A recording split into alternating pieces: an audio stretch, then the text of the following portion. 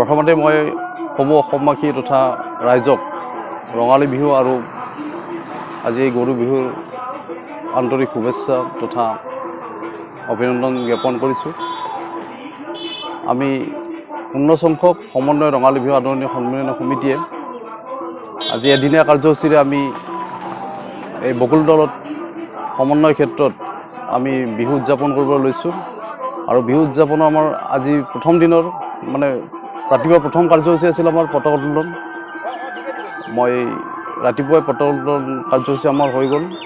তাৰপিছত আমাৰ স্মৃতিতৰ্পণ আছিল, বৃক্ষৰোপণ আছে, বিভিন্ন ভেকচন প্ৰতিযোগিতা, কুইজ প্ৰতিযোগিতা আছে। এনেকৈ আমাৰ সন্ধিয়ালৈকে আমাৰ বিহু নৃত্য প্ৰতিযোগিতা আছে। আমন্ত্ৰিত বিহুৱা দলৰ দ্বাৰা আমাৰ বিহু পৰিৱেশন হ'ব। সন্ধিয়ালৈকে আমাৰ সাংস্কৃতিক সন্ধিয়া গীত মাত পৰিৱেশন কৰিব।